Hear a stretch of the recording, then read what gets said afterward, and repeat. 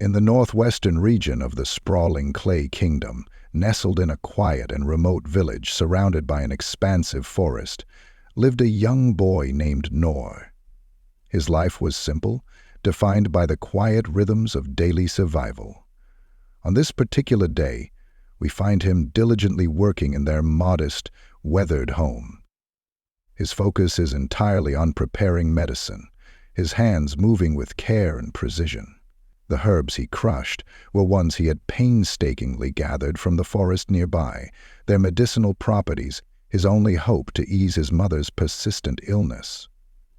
The room is filled with the faint scent of boiling herbs, a scent that Nor has come to associate with hope, and yet a hope that always felt fragile.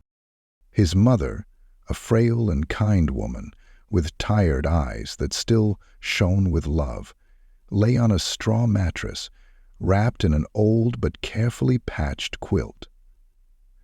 When Nor brought the medicine to her, her pale lips curled into a weak smile.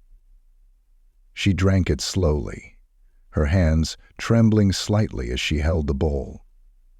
After finishing, she placed the empty bowl aside and looked up at him, her expression one of gratitude and sorrow, all at once. "Thank you, Nor," she said softly, her voice barely above a whisper. "You're always taking care of me. You're such a good son." Nor shook his head with a modest smile, brushing off her praise as if it was undeserved. "It's nothing, Mother," he replied gently. "I'll do anything to make sure you're okay." He glanced toward the door and then back at her, his tone shifting to something more practical. "I'll go feed the sheep now, and while I'm out, I'll gather some fruits and try to catch a rabbit for dinner. I want to make you a proper soup tonight." His mother's face clouded slightly with concern, and she reached out to touch his arm. "Promise me, Nor," she said with quiet urgency. "Promise me you won't go beyond the barrier." Nor hesitated, sensing the deep fear behind her words. He knew the barrier that surrounded their home was more than just a line on the ground. It was a protective ward meant to keep out the dangers that lurked in the wilderness. "I promise, Mother," he assured her. "I'll be careful." Satisfied but still worried, she let him go. As he turned to leave, her frail voice called him back. "Nor, I'm sorry, I can't give you more.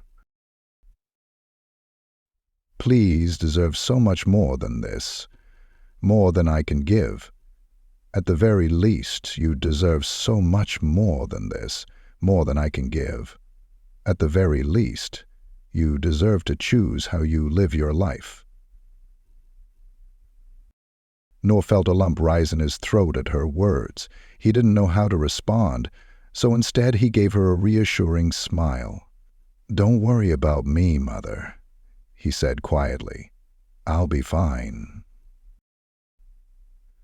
As he stepped outside into the crisp air of late afternoon, he couldn't shake the heavy feeling her words had left in his heart.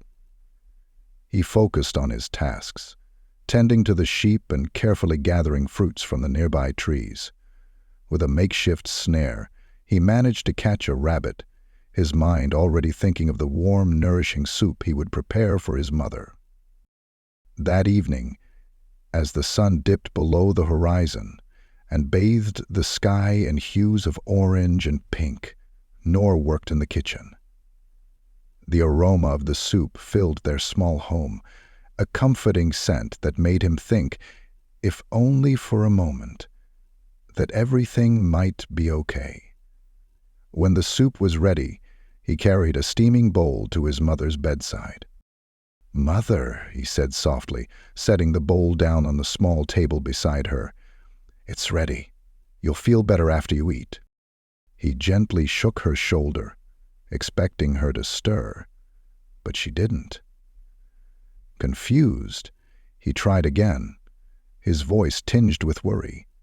"Mother, wake up. The soup is ready." Still, there was no response. A cold dread began to creep into his chest. He leaned closer, his trembling hands reaching out to touch her. Her skin was cool, her chest unmoving.